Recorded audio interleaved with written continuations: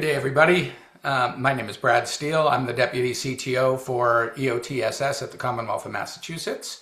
But for this conversation, I'm speaking with you as NASTD Life Member and Past President. NASTD is the National Association of State Technology Directors, and it is a member-driven association of technology professionals committed to serving state government. Its mission is centered on advancing the effective use of information technology and services to strengthen government operations across states. One of the goals outlined in Article 2, Section 2 of the Article 1, Section 2 of the NASTD Constitution is to engage in programs for the training, education, and development of technology professionals from all areas of state government. During my presidency a few years back, we launched a series of educational videos called IT 101s to help support that mission. These videos feature conversations with industry leaders from our corporate affiliate community, and in each episode I ask approximately 10 questions about a technology, service, or strategy that are new, emerging, or as I like to say, understood. If you haven't seen the IT 101 series, I encourage you to visit the NASTD website, nastd.org, where you'll find a link to our YouTube channel and all of our videos there. And be sure to subscribe to the channel and give a thumbs up and join as we continue learning together. So today's topic is actually, I don't know if they do, is it an IT 201 or an IT 102? I always forget what that is, but it's actually kind of a revisit to a subject that we talked about a year ago.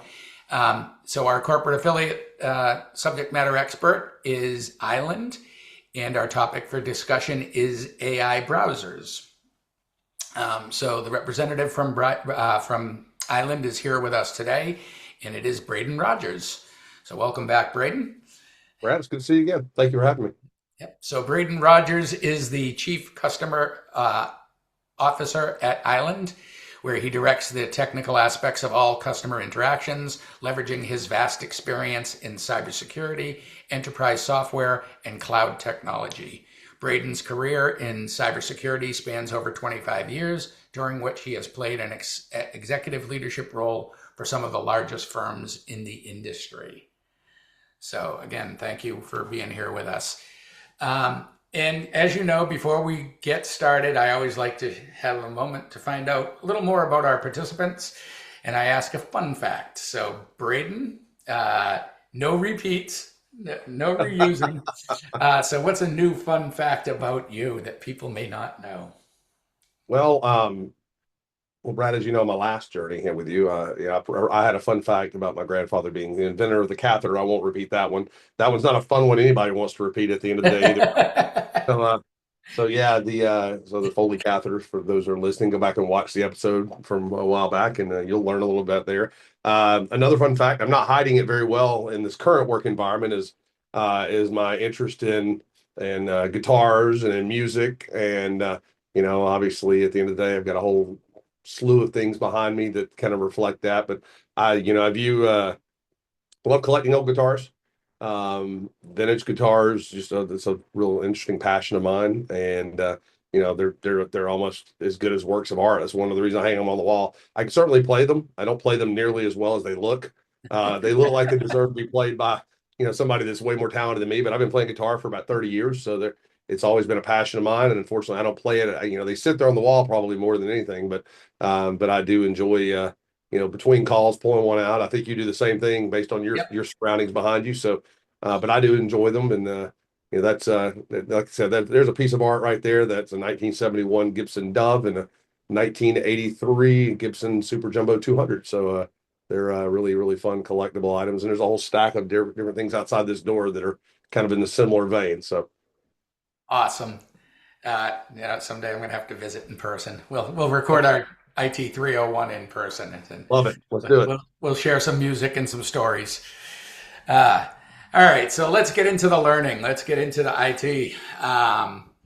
So our topic, again, for today is AI browsers. Now, we talked about enterprise browsers last time.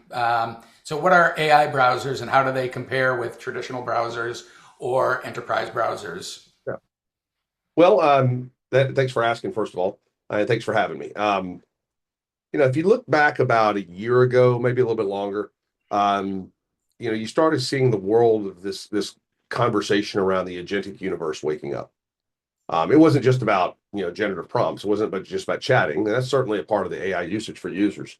It was also about how do we take the workspace of the user and how do we automate that workspace? And several providers that were the labs, the AI lab resources, they started releasing their own browsers. They're very consumer focused, very focused on the individual working, or not working, but doing things at home.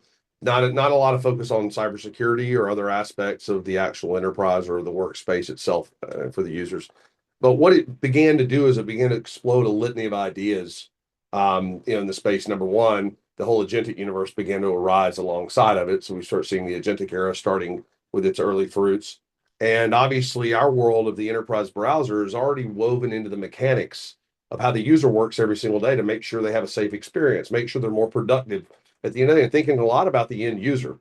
As we think about the world of the agentic needs, the AI browsers are really focused on the idea of weaving AI into the actual experience of the browser itself. And they're often focused on a single provider. So often focused on, and again, there's only a few of these, but it was a very interesting early idea at the end of the day was weaving a given AI provider into the fabric of the experience of the browser itself. Now you see that kind of quite commonly in some of those providers, from the AI labs. You see that, Gemini woven into the Google experience. You see Copilot woven into the Edge experience. But again, a focused effort on the providers there.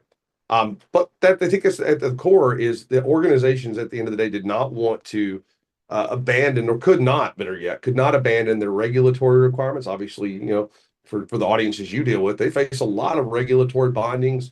You think about, especially in state agencies, state entities, they're simultaneously financial services firms, they're simultaneously technology firms, they're simultaneously sometimes dealing with manufacturing, production type stuff. They're engaged in all, just everything you see in enterprise on scale because they're almost every single entity. They're in healthcare, as an example. So if you think about it, you didn't abandon all those things that you found over the years to be quite important, protecting the core data that we hold dear, making sure that we live up to our regulatory bindings. We have private access needs. We'd stand up VPNs and things like that. Those things are all still important at the end of the day. So the enterprise browser provided those foundational capabilities, and we took some of the core concepts from this idea of the agentic browsers, the AI browsers, and wove those into the workspace for the user and become very work centric at the end of the day, letting you weave in your favorite providers. So if your favorite provider, and I say favorite meaning the org has a preference for an Anthropic universe or an OpenAI universe or a Microsoft universe or whatever it is, weaving the mechanics from their preferred providers into the experience, letting both generative resources be engaged, but also the agentic universe as the agentic era continues to evolve for our users. And obviously now agents that, may behave like users, using user identities. And in the future, where agents continue to evolve to their own identities as they learn more and more about the workspace and become autonomous in some cases. Okay. So what value could an AI browser bring to the states? Yeah, first and foremost is I talk to state agencies all the time, and one of the challenges they're wrestling with is how to get their hands around this onslaught of stuff that's coming their way. They've got people from the executive side of the fence, you know, wanting to push AI to make state agencies more effective and more productive at their job, optimize resources. They've got their end users pushing on them in the organization, so the end users are adopting stuff at speed. The speed at which and you don't have to have me tell you the speed of the growth of Anthropic as a provider is absolutely remarkable, like nothing that's ever been seen. But that stuff's hitting them from the end user side of the house. And a lot of times cybersecurity practitioners are caught in the middle. And even folks that the executives in their agency are finding potential value in it as well, beyond just executives in the state level, and et cetera. So, they're getting pressure from all angles. And the speed by which this is moving can leave a lot of the important things behind inadvertently. And the power of having an agentic browser and at the end of the day, an AI agentic workspace, a focus on where the user lives and where they actually work, and letting agentic universe and the AI universe live in that. that is the core value of letting you make decisions that even if your entity that you work for adopts a non-enterprise focused AI provider, which most of them are. Most of them are chasing consumer needs. They're chasing that consumer audience.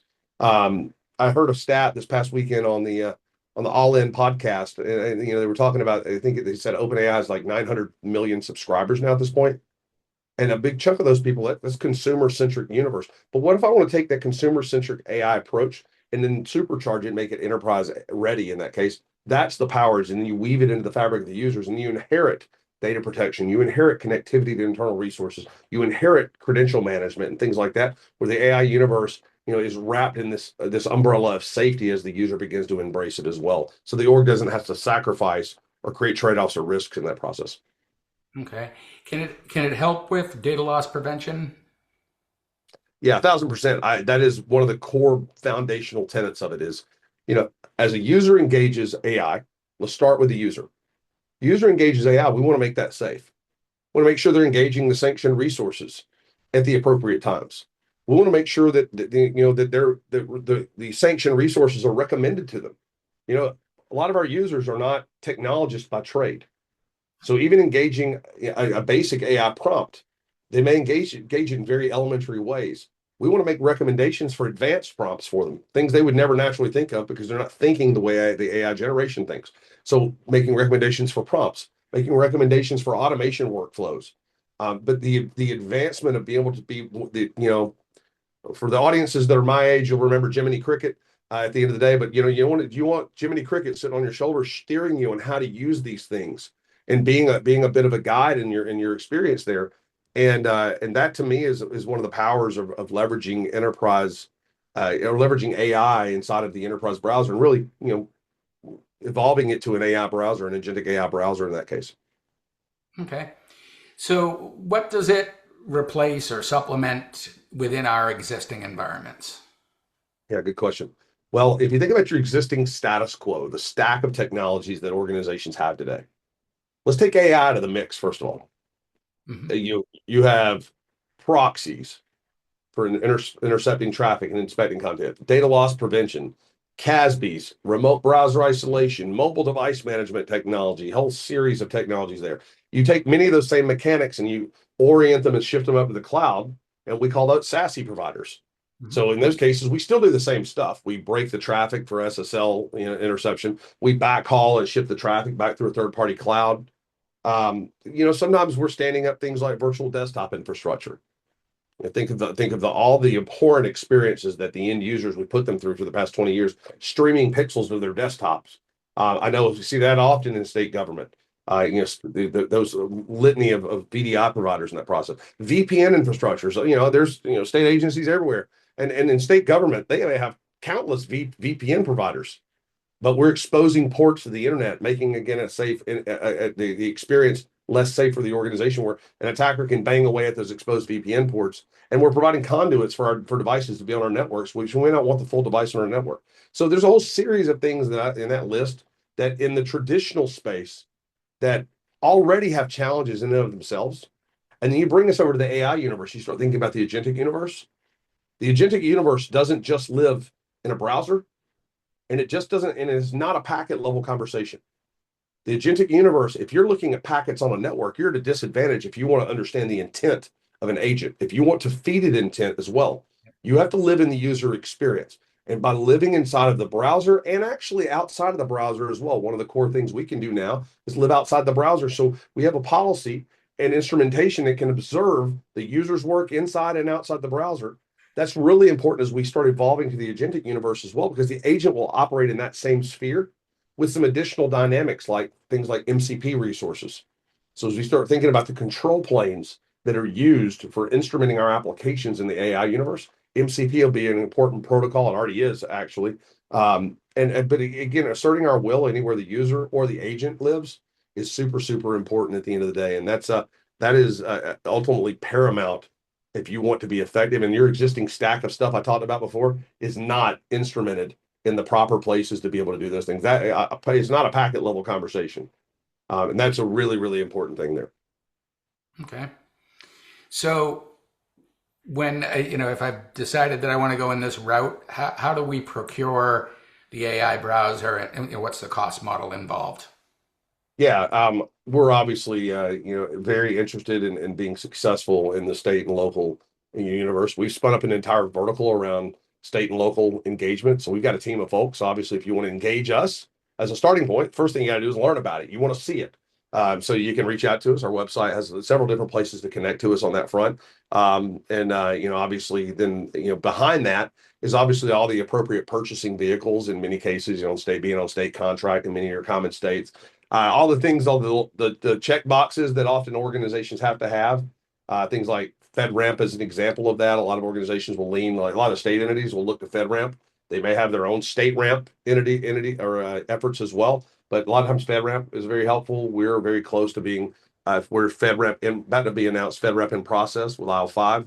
So that'll help a lot of state agencies that have to get those types of things checked off the list. And at the end of the day, obviously, the appropriate purchasing vehicles exist as well for many of your common states and in the agencies as a result. It is a user-based, subscription. So per user per year, we don't care about how many devices a user uses or how many applications they use or how many agents they use. At the end of the day, again, just a per user engagement, and just to make it very simple in that process. All right. So with a per user engagement, I'm assuming it doesn't have to be an all or nothing proposition, that we can have specific people that we put in there. Yeah, 1,000%. So you may have a specific use case. Take AI out of the mix. AI could be in the mix too, but either one. There may be an audience of users this is appropriate for. Imagine a part of the state, work that's being done around CJIS information. Yep. Pretty sensitive material housed in some of that stuff. So as a result, maybe the audience that's just dealing with CJIS information here, or if we've got child protection laws in a given state, maybe it's the educational foundation that we live with. We may not apply it against everybody. We may apply it against just specific use cases, and that's perfectly acceptable. And that's one of the value props of it is being able to apply it against a specific need at hand at that moment in time. Okay. So is this strictly a cloud-based undertaking, or is there on-premise solutions as well? Well, it's interesting. It's a little bit of neither, and it's maybe a little bit of both. Um, so the important thing about this concept of an enterprise AI browser is the browser actually lives locally on the device itself, whether a mobile device, whether a traditional compute device, etc. The policy lives locally. So the actual assertion and the user experience are all local. We're not streaming pixels from the cloud. We're not backhauling traffic back through POPs, expensive points of presence all over the globe and all that stuff like that. The user has a direct relationship between their device and the application that they're engaging, and then policy lives locally. That's really important because, again, at the end of the day, that's not cloud oriented. I mean, you might argue that's very cloud oriented in one sense. It's for the cloud generation and really wired for the AI generation. But it's not wired in the way that you might traditionally think of a lot of traditional legacy providers, where there is an actual cloud where you're routing all of your traffic through their cloud and you're building policy if you can break and inspect the SSL traffic through the appropriate POPs. It's not foundationally dependent on a legacy architecture. It's a modern approach to, in some cases, the SASE journey. A lot of organizations without the need for break and inspect, without the need for backhaul traffic, and it gets to live anywhere the agents work in the future universe as we continue to evolve more and more of that. Okay. So I know that it helps with security, but are there any security concerns with implementing an AI browser? Yeah, I think that is one of the keys. It actually starts alleviating a lot of the common concerns that organizations face today. And if you first start off, look at the most pervasive vehicle you use to access applications today as a starting point. It's not the finishing point. It's the browser. Well, you have an immense number of concerns in that browser. It's consumer oriented, number one. If someone wants to tamper with that browser itself and use it as an extraction point for content, stealing session tokens or content from the cache or tampering with the memory or process footprint or using keystroke loggers, things like that, at the end of the day, it has no ability to withstand those types of circumstances. It's not built for those. This is why you wrap it with stuff. That's why you put things around it. You have to put a protective bubble around it with agents on the host and steering traffic back through the cloud and all this other stuff. And so you get to take all of those concerns off the table naturally right out of the gate, because inherently it has self-protection built into it that are mechanics to make it an experience that's safer to operate with it.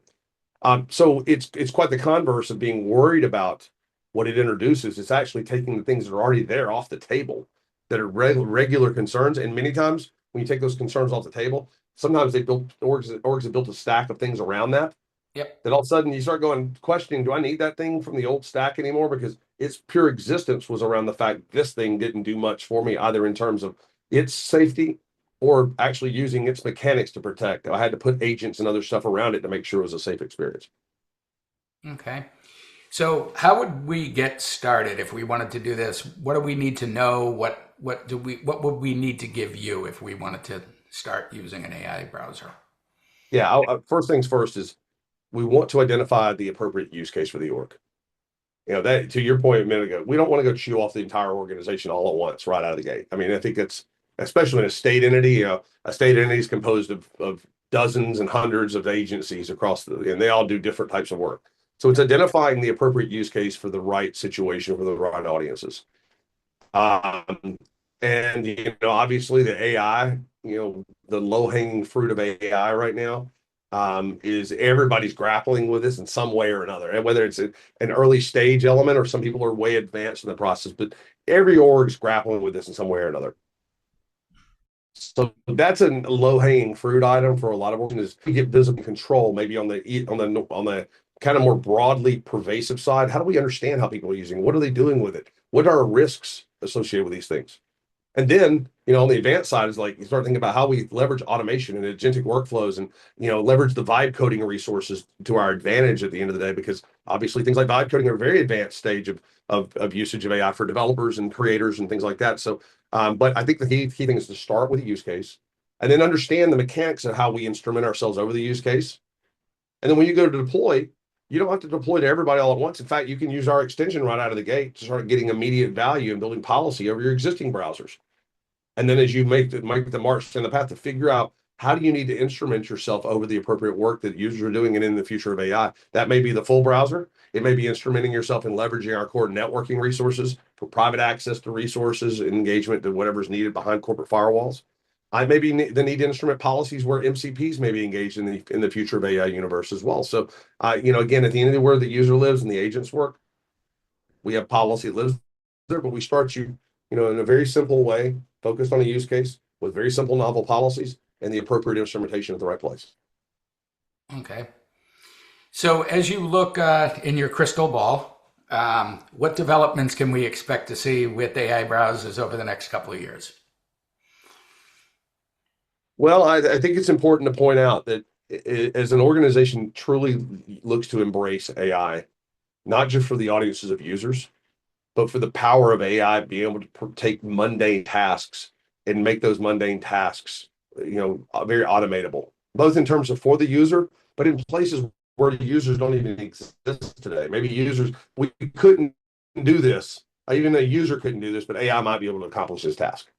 A big part of that is understanding what does that task look like? What is it? What are the steps necessary to accomplish that task?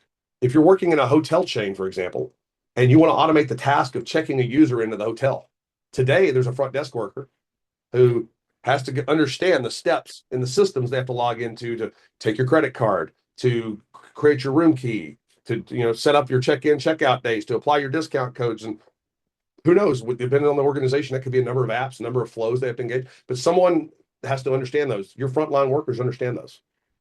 And the workspace itself that the user's engaging is a great place to learn, to observe, and to understand and learn the workflows of the user. So what I expect to see over the next year or so is that instrumentation point of living in the user's workspace to be a great place of observation to understand what do the workflows actually look like, in that case, for checking a user in at a hotel front desk.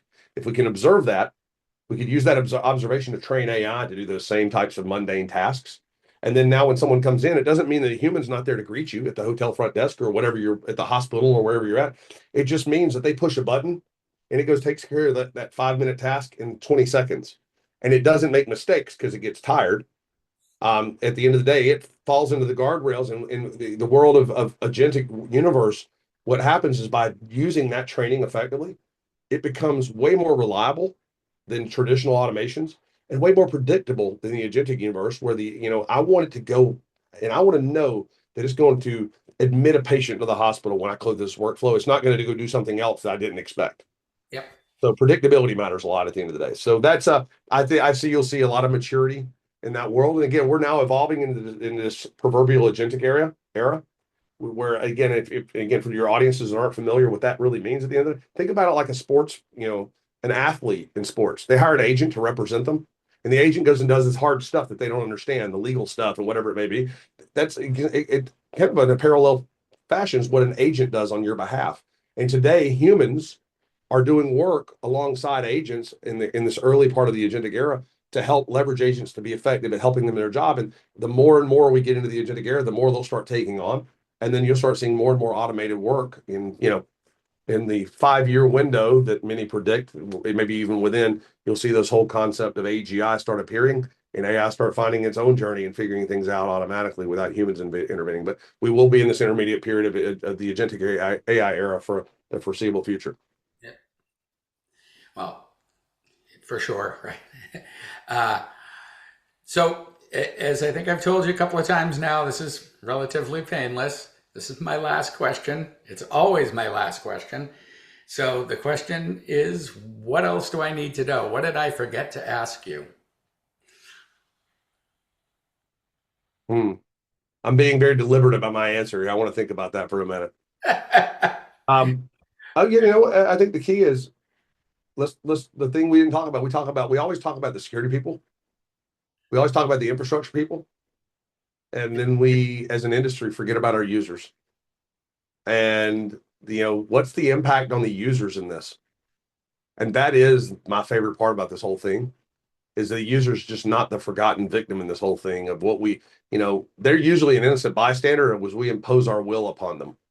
And then, sometimes that just changes everything about how they have to work. It creates guardrails that can be painful. It creates block pages that get in the way. It creates false positives of things they shouldn't be running into, but keep them from doing work. And we should be able to work in a world that actually considers the user and the impact on the end user, that makes their job easier than the current status quo. So, when the thing that we forget is we forget to talk about the user. And what I want a world where the user works in the status quo today and they're running into all those things we talked about a moment ago.